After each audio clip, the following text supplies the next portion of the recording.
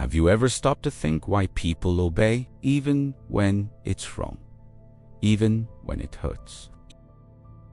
Even when every part of them is screaming, "Don't do it!" We like to believe we're free, that our decisions are our own. But what if obedience isn't a choice? It's a reflex. A reflex trained since childhood, since the moment someone said, "Do as I say, because I said so," and we did, because disobedience meant punishment, rejection, shame. You see, obedience is the invisible thread that keeps society together, but it's also the same thread that can strangle your individuality. Think about it. Entire empires were built on obedience. Armies marched, workers complied. Citizens looked away, not because they were evil, but because they were told to. In 1961, psychologist Stanley Milgram wanted to understand something terrifying. How could ordinary people like you and me follow orders that harm others? His experiment would change psychology forever. He invited volunteers, told them it was a study about learning. One person would be the teacher, another the student. Every time the student gave a wrong answer, the teacher had to deliver an electric shock. The shocks weren't real, but the teachers didn't know that. And when the student screamed, begged, or fell silent, the experimenter calmly said, "Please continue." The experiment requires that you continue. You have no other choice. And most people continued. They kept shocking, even when they thought they were killing someone, because a man in a lab coat told them to. Milgram found that over 65% of participants obeyed until the very end. 65%. That means if you put 10 random people in a room, 6 of them would obey, even if it meant hurting another person. Why? Because authority is hypnotic. When someone looks confident, speaks firmly, wears the right clothes, we assume they know better.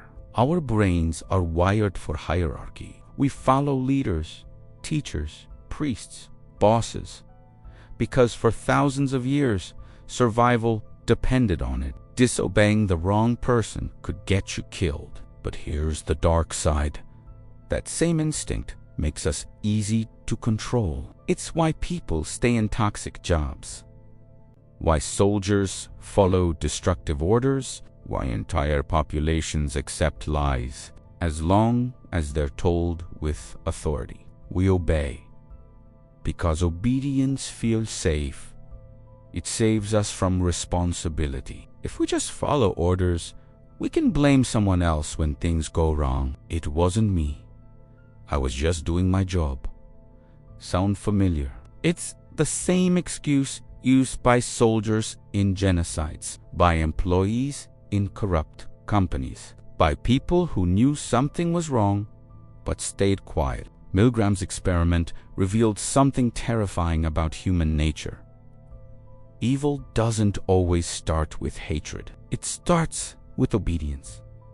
But let's not judge too fast, because deep down, we've all obeyed against our better judgment. That time you stayed silent when your boss crossed the line. That moment, you agreed with a group, even though you knew they were wrong. That night, you said yes, just to avoid conflict. You see, obedience isn't just political.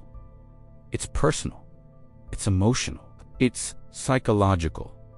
And it starts early. We're raised to please authority. At school, don't question the teacher. At home, don't talk back. At work, follow protocol. And so, we learn that silence equals safety, that approval equals survival. But here's the paradox. The more obedient we become, the further we drift from our true selves. Think about history's biggest atrocities. They weren't committed by monsters. They were committed by ordinary people obeying orders. the soldiers in Nazi Germany, the guards in Soviet camps, the officials enforcing apartheid, the bureaucrats who said, "I was just following instructions." Obedience can turn good people into instruments of evil. So why do we still obey? Why? In an age of freedom, do people still surrender their judgment so easily? Because obedience gives us structure. It gives us belonging. It gives us the illusion of purpose. But at what cost? When obedience replaces conscience, humanity disappears. And it doesn't just happen in dictatorships. It happens in corporations, too. A CEO demands impossible targets. Managers push workers to exhaustion. Someone speaks up, they're labeled difficult. So everyone obeys, and the cycle continues. Or think about social media. Trends, influencers, ideologies. We don't question, we copy, we mimic behavior to fit in. We obey the invisible algorithms shaping our attention. We're not just obeying people anymore. We're obeying systems. The like button, the comment section, the fear of being canceled. Obedience 2.0. And the scary part, we think it's freedom. We follow trends and call it expression. We repeat opinions and call it awareness. We obey, but now we call it choice. So, how do we break free? How do we know when obedience becomes self-betrayal? It starts with awareness, with asking the forbidden question. Why? Why am I doing this? Who benefits from my obedience? And what happens if I say no? Because sometimes saying no is the most mortal thing you can do. Every revolution in history began with disobedience. Someone refusing to bow, refusing to comply, refusing to accept that this is just the way things are. Socrates questioning Athens, Martin Luther defying the church, Rosa Parks refusing to give up her seat. Each one said no, and that no echoed through history. But here's the thing, disobedience is lonely. It costs you comfort. Sometimes your job, sometimes your friends, sometimes your safety. That's why most people don't do it. It's easier to obey, to stay quiet, to blend. But every time you obey what feels wrong, a part of you dies a little. Your integrity, your courage, your truth. You trade authenticity for acceptance. So the real question isn't why do people obey? It's what part of themselves are they giving up when they do? Because obedience isn't just about following orders. It's about identity. And the moment you obey something that goes against your conscience, you stop being you. You become a reflection of someone else's will, a shadow of someone else's authority. That's the tragedy of obedience. And yet, here's the twist. Disobedience, when guided by conscience, isn't rebellion. It's responsibility. When you say no to what's wrong, you're not breaking order. You're restoring it.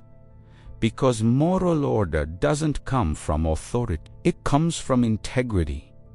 Authority without conscience is tyranny. Conscience without authority is chaos. But when the two align, that's leadership. So what makes some people obey blindly while others dare to disobey? It's not intelligence. It's not education. It's inner authority. People who disobey have built an internal compass. They trust their own judgment. They can feel when something's wrong, and they act, even if they stand alone. Meanwhile, those who obey blindly outsource their morality. They let others think for them and call it loyalty. But loyalty without reflection is just submission. History remembers those who disobeyed with purpose not those who obeyed without question. Because obedience may keep you safe today, but it can destroy you tomorrow. So here's a question to leave you with. When the next order comes, when the next voice of authority tells you what to do, will you follow? Or will you think? Because every time you obey without thinking, you surrender a piece of your freedom. And freedom isn't taken, it's given away, one small yes at a time. The truth is, people don't obey because they're weak. They obey because they're human. Because deep down, we all crave belonging. And belonging feels safer than truth. But comfort has a cost. And that cost is your conscience. So maybe the real act of courage today isn't to fight others, but to disobey the part of yourself that's afraid, to choose what is right, even when it's unpopular, to question what everyone else accepts, to follow your own voice, even when it trembles. Because obedience built civilizations, but disobedience created humanity. And in the end, every person faces the same moment. The voice of authority says, do it. And your conscience whispers, don't. That's when you find out who you really are. So, why do people obey? Even when they shouldn't. Because it's easier, safer, more comfortable. But the people who change the world, they're the ones who don't. They're the ones who stand up, speak out, and disobey. Because sometimes the most dangerous thing you can do is exactly what you're told.